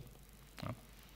Donc il est chrétien, mais tout le problème, c'est que son Christ, bon là je n'ai pris que quelques tableaux, même si l'œuvre est relativement maîtrisable parce qu'il y a une quarantaine de tableaux, bon, il y a beaucoup de dessins très intéressants, mais je pense qu'il ne parle quasiment que du Christ, même lorsqu'il peint les enfants qui jouent. Et d'ailleurs, son dernier tableau, hein, excusez-moi, là je fais une digression, mais son dernier tableau s'appelle la pie sur le gibet, je crois, c'est ça. Et bon, toutes les interprétations sont complètement, enfin, me semble-t-il, vraiment idiotes, alors qu'au fond, ce n'est rien d'autre que le Christ sur la croix. Hein, mais ce qu'il peint, je n'ai pas là, c'est un gibet, il y a une pie sur le gibet, dessous il y a un gars qui est en train de chier, il y a des individus qui dansent, en dessous, plus bas, il y a une église. Et bon, ça me paraît évident, enfin c'est très freudien, mais ça me paraît évident qu'il peint le Christ sur la croix, c'est-à-dire la pie, c'est la parole vide, c'est-à-dire lorsque la parole, la bonne nouvelle en quelque sorte, c'est complètement vidée de sa substance vitale, et à ce moment-là, lorsqu'il ne reste plus que la domination des églises, etc. Bon, ceci pour... Donc, c'est-à-dire, effectivement, c'est une peinture qui pense et qui parle et qui nous parle, et elle n'a strictement rien à voir avec une peinture muette sur un tableau, hein, c'est évident. Donc, c'est vraiment une entreprise de lecture théologico-politique du monde qui se trouve juste au début de la révolte. Et ce qui m'intéresse, c'est cette symétrie, au fond, hein, c'est-à-dire Spinoza, dans le traité politique, après la défaite de 72, fait l'analyse de cette société, mais il fait l'analyse aussi en filigrane de son histoire. Et Spinoza, Bruegel, au début, fait déjà cette analyse. Alors, bon, il faut montrer beaucoup d'autres choses. Il y a beaucoup d'autres tableaux très intéressants où il montre aussi combien on ne peut pas choisir parce que peut-être que le fanatisme de ceux qui vont construire, bon, il ne le sait pas, mais qui vont construire le nouveau pays, la Hollande, sera l'équivalent du fanatisme des Espagnols. Enfin, dans certains tableaux, il y a déjà l'inquiétude, en quelque sorte, de la similitude des églises et des options sectaires. Donc c'est extrêmement intéressant, ça, historique. Oui. Si j'ai le droit. Donc puisque les tableaux sont, ou puisque les peintures sont expressives, tu nous as dit que ça c'était l'expression d'un affect. Ce tableau-là, c'est bien qu'on y soit revenu. Et cet affect, c'est l'affect d'hilaritas, c'est-à-dire pour ceux qui ne parlent pas tout à fait le spinozisme, une joie passionnelle, mais une joie qu'on trouve à égalité dans toutes les parties du corps du tableau. Et du coup, si par exemple on regarde en bas à droite, il semblerait, alors c'est peut-être un jeu, mais qu'on a affaire à un petit groupe qui s'est emparé d'un corps. Et ce corps, je ne sais pas s'il a l'air si joyeux que ça, d'être comme ça manipulé par les autres.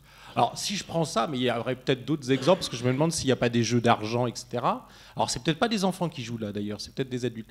Mais non, ce ne sont que des enfants. Hein. Ce ne sont tous que des enfants. Effectivement, ouais. Ils ont des gueules d'adultes. Bon, et la question que je me pose, c'est au fond, est-ce que même dans un tableau de représentation de la multitude sans rapport de pouvoir vertical, oui, tu vois très bien que le bâtiment, qui est un bâtiment seigneurial, Bruegel lui tranche la tête, hein, c'est-à-dire, hein, c'est très intéressant, c'est-à-dire que le tableau coupe à ce moment-là, hein, et tu vois les enfants rentrer, sortir comme ils passent d'un côté de l'autre de la barrière. D'accord. Donc on peut dire en effet que ne figure pas ou figure la destruction du rapport vertical au pouvoir, mais est-ce qu'il n'y a pas quand même du pouvoir qui passe dans l'immanence même du tableau, des rapports de domination qui existent quand même dans la multitude, et du coup, ce n'est pas tout à fait la représentation d'un affect équilibré d'hilaritas, parce que cette norme immanente de la démocratie comme norme du commun, comme joie du partage, elle est quasiment impossible. Les rapports de force, de domination, ils ne sont pas seulement entre celui qui est détenteur du pouvoir et puis la base, mais ils passent entre les individus qui composent cette base. Oui, et donc la question c'est toujours la même, cette démocratie passionnelle, est-ce que vraiment Spinoza et Bruegel y croient? C'est-à-dire, est-ce que pour eux, il peut y avoir des groupes qui composent cet affect de joie et d'hilaritas, mais la multitude elle-même, qui est d'ailleurs terrible lorsqu'elle est sans crainte, elle aussi aura des affects de tristesse, des productions de domination, etc. Mais nécessairement, c'est-à-dire que si on est spinoziste, on ne croit pas que les choses réelles, c'est-à-dire effectives, les passions vont disparaître.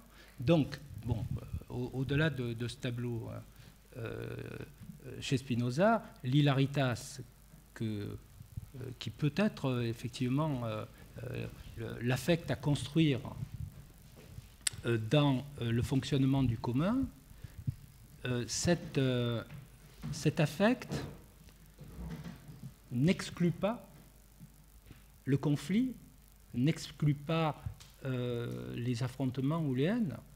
Tout le problème, c'est ce que je dis, c'est-à-dire que Spinoza donne en quelque sorte une matérialité politique, en quelque sorte à l'amour. Ça veut dire qu'il n'exclut pas du tout, mais même il le pose comme nécessaire, que les sociétés démocratiques ou démocratisées à venir, enfin qui sont des projets politiques, sont traversés par des conflits parce que ces conflits font fonctionner eux-mêmes ce qui finalement sera l'hilaritas. C'est-à-dire que l'hilaritas, tu l'as dit, ce n'est pas le partage du repas eucharistique, donc avec cette dimension utopique. L'hilaritas, c'est transposer sur le plan politique l'équilibre d'un sentiment partagé dans l'égalité, mais qui se produit et se reproduit sans cesse dans et par le conflit, comme c'est le cas, par exemple, en aristocratie, lorsque les syndics surveillent les aristocrates et leur désir de domination, et donc nécessairement il y a des frustrations, mais cette haine, en quelque sorte, que les aristocrates eux-mêmes peuvent éprouver pour les syndics qui les surveillent et qui les répriment, finalement participe de l'hilaritas in fine. Voilà, hein, c'est-à-dire que c'est cela que je veux montrer, hein, c'est-à-dire le passage finalement dans cette histoire, parce que ce qui m'a intéressé, bon, c'est pour ça que je cite Deleuze, hein, c'est que finalement, sans doute pour moi, Bruegel s'inscrit dans une histoire de la radicalisation de l'immanence, et qui passe par effectivement cette problématique de l'amour, hein, qui devient de plus en plus un amour effectif, matériel et constructif. Donc la chose est pour Spinoza de plus en plus machiavélienne. Hein. Mais ça ne veut pas dire, quand on regarde bien ces tableaux de Bruegel, qu'il n'y ait pas déjà, enfin, une leçon machiavélienne également. Hein. Bon, mais ça, il faudrait le démontrer. Enfin, c'est pas du tout ce que j'ai voulu faire aujourd'hui. Hein. Mais tu vois bien ce que je veux dire? C'est-à-dire, ça n'exclut pas les passions et conflits, bien au contraire. Hein, mais ça joue à l'intérieur de la formation, de l'équilibration de la société. Y a-t-il d'autres questions, Chantal? J'ai trouvé ta lecture extrêmement intéressante et éclairante, et surtout parce que ça permet aussi de montrer que quand on s'interroge sur Spinoza et les arts, que si on peut faire des rapprochements qui ne soient pas des constructions de toutes pièces, c'est aussi à travers la manière dont, on pourrait dire, aussi bien les arts que la philosophie, que la science, essayent de restituer un mouvement de pensée qui est celui que tu as qualifié de peut-être l'histoire de l'immanence, mais celui effectivement de la découverte, qui est la conséquence de la découverte de l'infinité de l'univers, qui amène à repenser toutes les catégories, puisque les notions de transcendance, de hiérarchie, de haut, de bas sont à repenser, et donc on est dans les relations d'horizontalité qui permettent de penser la multitude. On n'a plus un globe hiérarchisé et organisé. Et j'ai trouvé à cet égard l'analyse que tu as faite du portement de croix vraiment intéressante. Et c'est peut-être là que j'aurais une question à poser, parce que il y a un point. Est-ce qu'on pourrait revenir au tableau? Alors, je pense que tu as tout à fait raison de prendre parti contre l'interprétation qui consiste à dire qu'au premier plan, c'est effectivement la dimension de la transcendance et du sacré, puisque tu as raison d'insister sur la minéralisation. Il n'y a pas le nuage qui permet d'isoler, comme dans les tableaux classiques, la dimension surnaturelle ou sacrée du profane. On voit bien que c'est une minéralisation. Mais moi, ce qui me pose question aussi, c'est l'espèce de rocher sur lequel, j'ai vu le tableau il y a longtemps à Vienne, mais là je ne le vois pas très bien, et sur lequel il y a un moulin. Bon. Là, il y a ce qui domine, ou ce qui surplombe, c'est plus la croix, puisqu'elle est effectivement donc renversée, bien qu'elle soit présente dans la multitude, mais c'est le moulin qui apparaît comme une sorte de croix mise en mouvement. Hein. Et comment comment tu interprètes précisément ce mouvement? Est-ce que c'est la multitude en mouvement? Est-ce qu'il n'y a plus de repères? Est-ce que ça bascule? Comment le penses-tu? Voilà. Oui, moi disons, je l'interprète plutôt effectivement comme la folie de la transcendance. Hein, c'est-à-dire il fait un rocher complètement incongru dans un paysage où on ne l'attend pas. Hein, bien sûr, et il place ce moulin. Bon, le moulin, c'est non seulement la Hollande, mais c'est le symbole du grain que l'on broie pour faire la fameuse farine, qui est la bonne nouvelle. Hein, c'est-à-dire, c'est un symbole christique par excellence.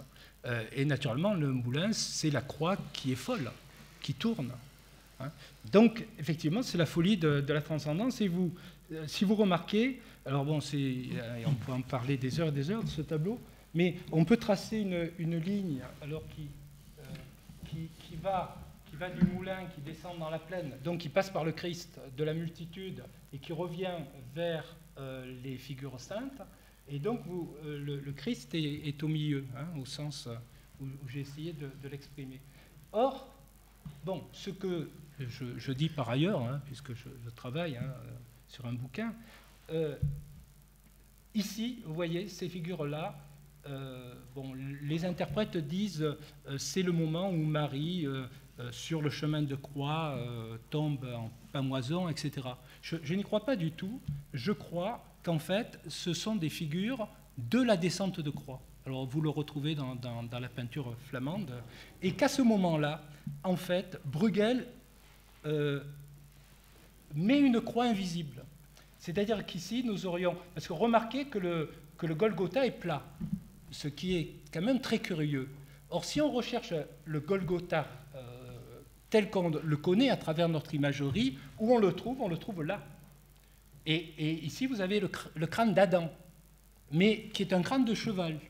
Mais le cheval, c'est le symbole de la domination. C'est le symbole de la domination. Or, la croix de la crucifixion, c'est-à-dire la croix mythique, celle qui écrase le Christ, elle est hors champ. C'est assez étonnant. Et où est le peintre? Alors, je vous donne cela parce que j'ai toujours pensé à celui qui regarde en pensant à la phrase de Spinoza, non ridere, non lugere, etc. Le peintre est là. Regardez, c'est le personnage impassible, ici. Et on peut l'agrandir, si tu sais le faire. Non, mais vous voyez le personnage en blanc, qui est un personnage de bord, là, totalement à droite, à l'extrême droite du tableau. Et il est à côté... Ah oui, il faut revenir un peu sur le... Non, mais... Non,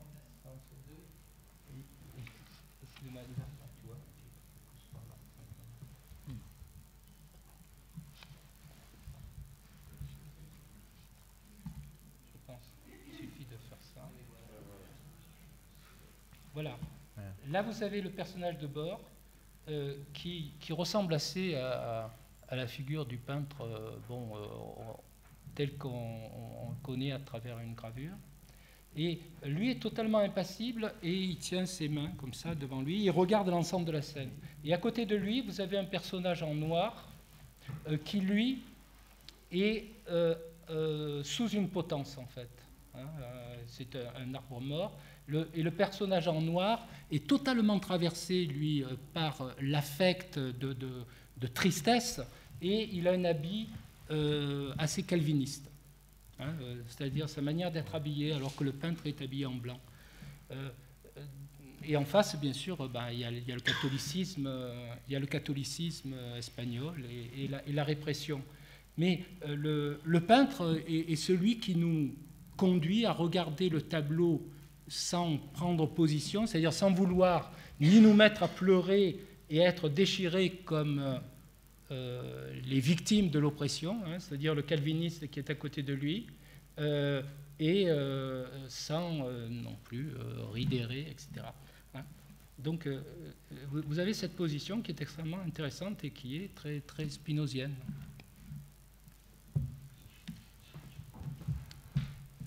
Oui. Je ne sais pas si je peux... Je ne sais pas pourquoi je dis ça. Je peux continuer. Oui.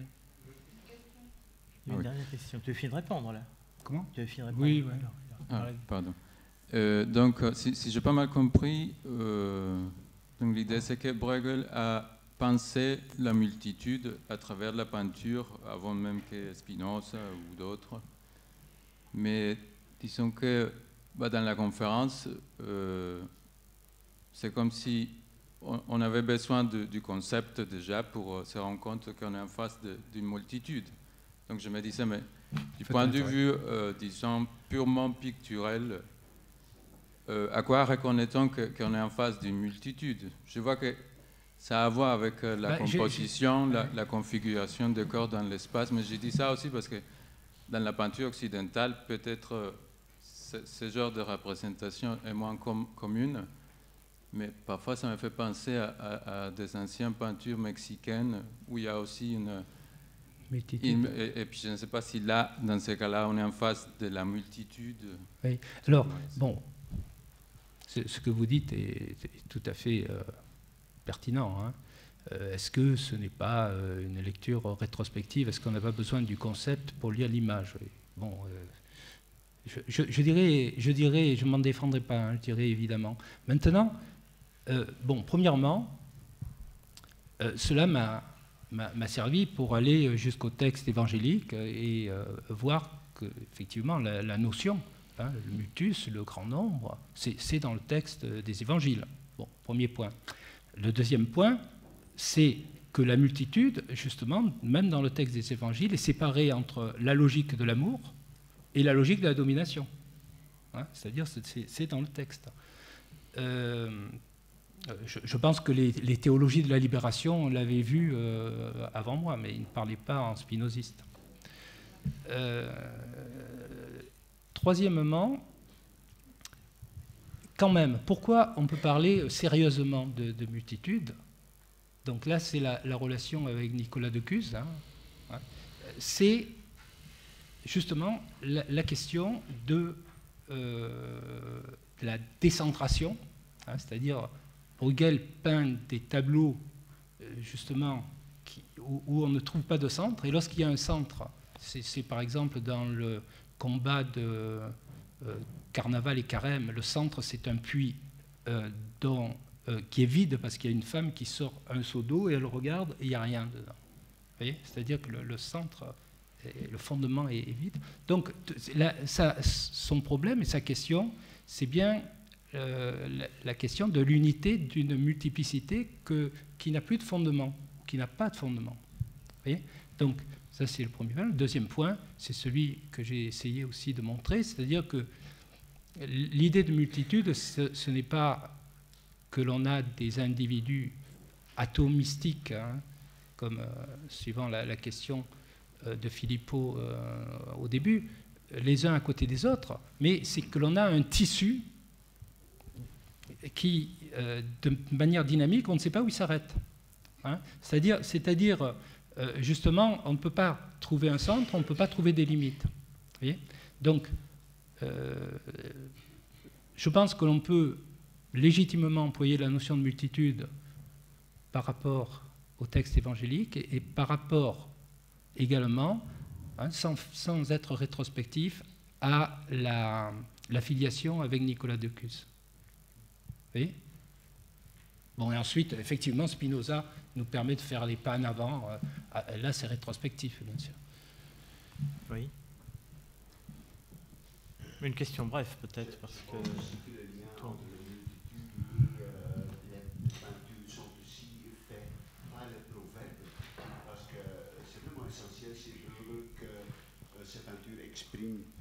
exprime des proverbes.